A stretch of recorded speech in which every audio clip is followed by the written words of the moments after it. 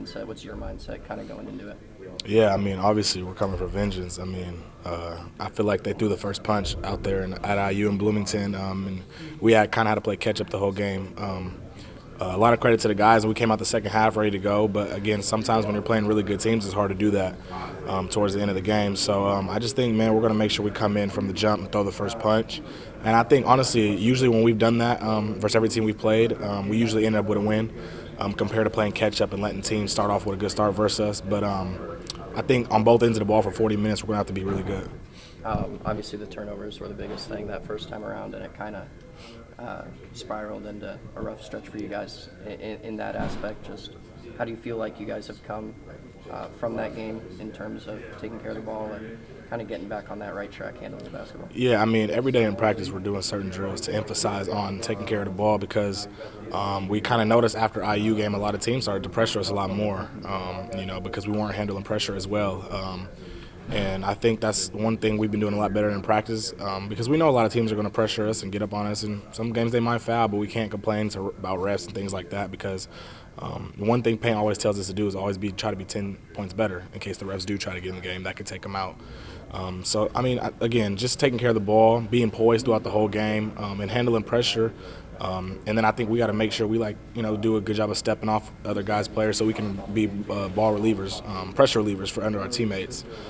Braden, us, and a lot of guys who bring it up, we got a lot of pressure on us. So just making sure we can get the ball in the post the right way and handling all that is going to be essential going into this game. And then going off of that, obviously, I'm sure IU's going to want to come in here and try and throw that first punch. With their pressure, they're going to be on you guys, try to close down those passing lanes and things like that.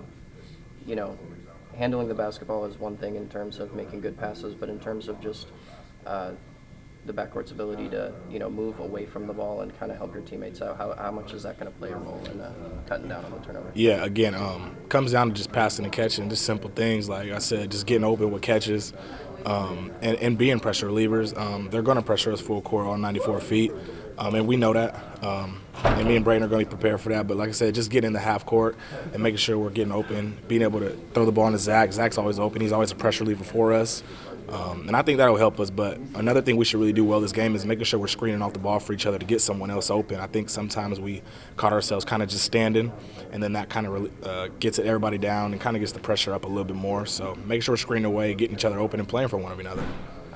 Those turnovers really went down against Maryland, but obviously the shots weren't always falling, and some of the defensive things in that game led to that outcome. But just how important was it, against Ohio State for everyone to really contribute on the offensive end? I think you guys had 32 bench points. It was yourself, Brandon, Trey got in there and got some good opportunities as well. Just how much of a confidence boost was that for some of the guys behind just the normal guys that are scoring the basketball every game? Yeah, I mean, it's everything. I think it's funny because we were looking at some of the statistics from this year. Like, even a lot of the games where our shots haven't failed, we still won as long as we threw the first punch and we were the aggressors and we played really good defense.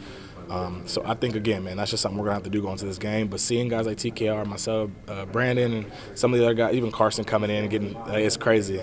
I seen some crazy stats say, like, per 40, he would average, like, 50 or something like that. I'm just like, that's crazy. But nah, man, it's good to see everybody winning and eating because I think we're really dangerous at that point. Obviously Zach and some of the other guys are going to score consistently, but when you can get some points from off the bench, I mean, I think it makes us even that much more dangerous, man. So I think that's another thing we're going to have to do going into this game because IU's good. From the guard's perspective, I guess, what's going to help kind of limit his opportunities, limit those quality looks that, he's capable of knocking down? He came off a lot of ball screens, so we have a different ball screen coverage for that this time.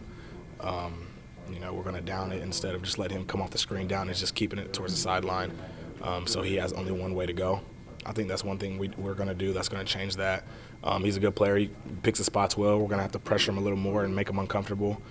With guards like that, they don't always like to be pressured. And, obviously when they got space and opportunity, they're going to take advantage of it. So I think that's one thing me, Braden, whoever, Ethan, and Brandon, whoever's guarding him, got to be able to pressure him, get under him a little bit. And then, again, just making sure when those ball screens come, we keep it a certain way so he doesn't have options to go either way off of it.